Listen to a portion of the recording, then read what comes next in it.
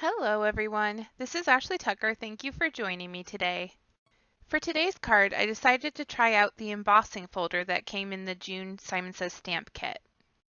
Because this is a 3D embossing folder and the embossing on it is quite deep, it is recommended that you spray your paper very generously with water before you emboss.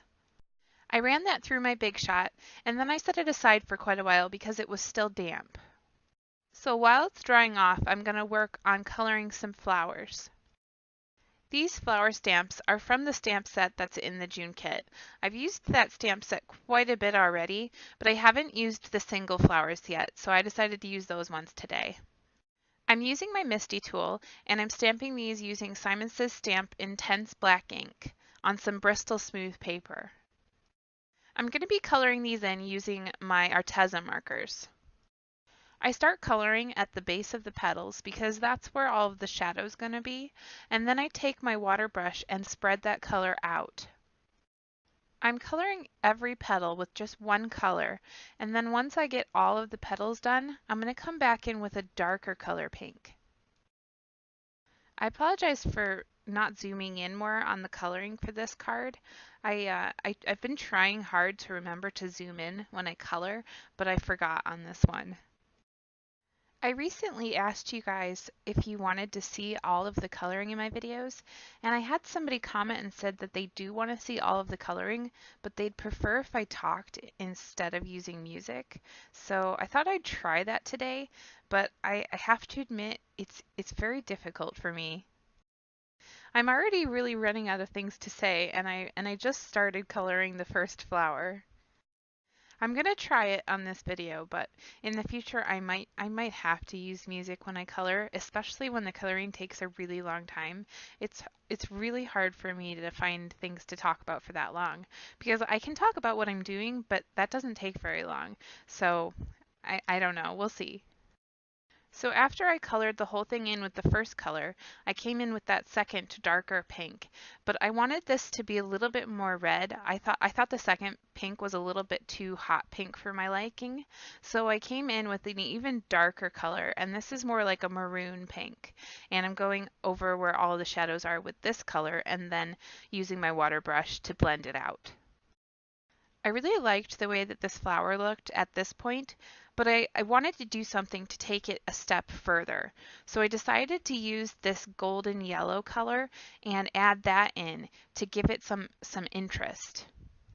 And I don't know if it's just me, but I think that adding that yellow, that very small hint of yellow into the petals, just took it to a completely different level. I started the second flower by adding yellow to all of the areas that I thought would be shaded, and then I came in with my water brush and blended it all out.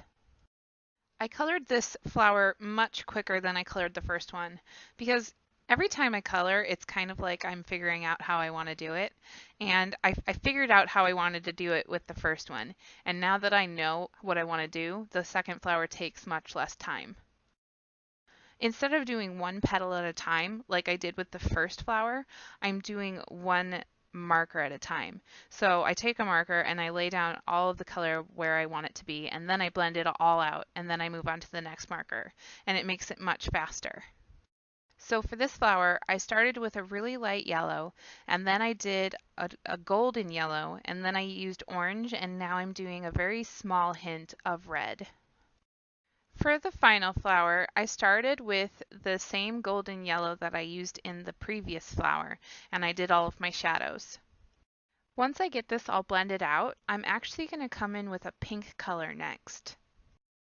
You might have noticed that every now and then I touch my brush to that block in the corner, and that's because I have sprayed water on that block.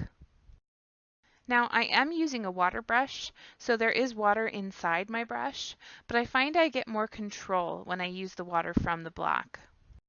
The reason I use this water brush instead of a regular brush is because it has a really fine point on the brush, and I really like that when I'm using Arteza markers.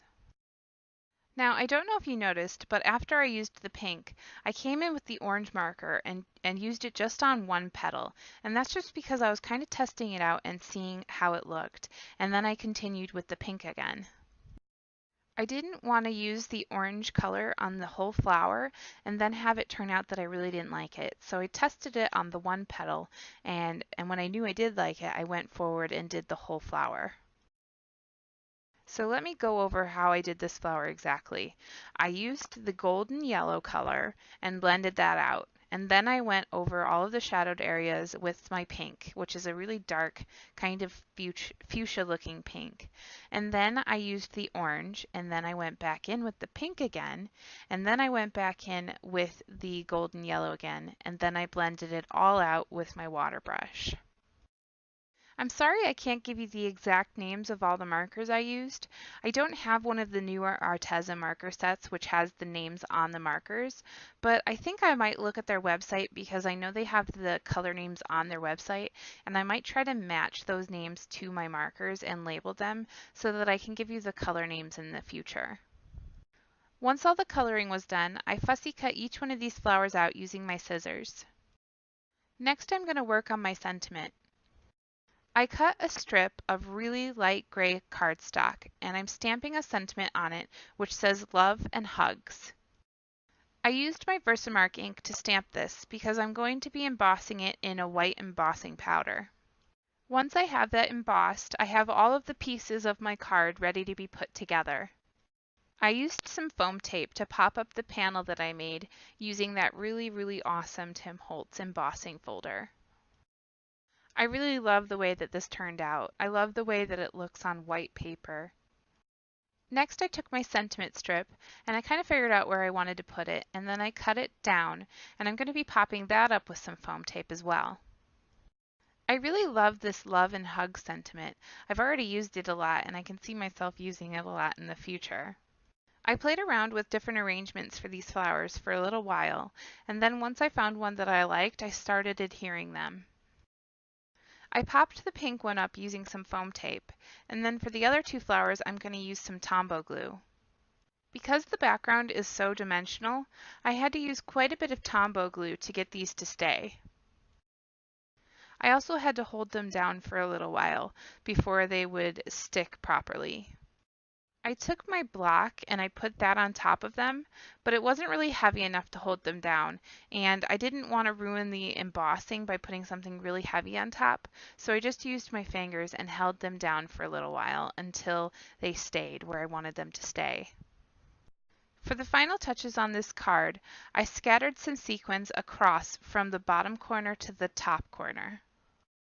I used a mixture of clear sequins and white sequins.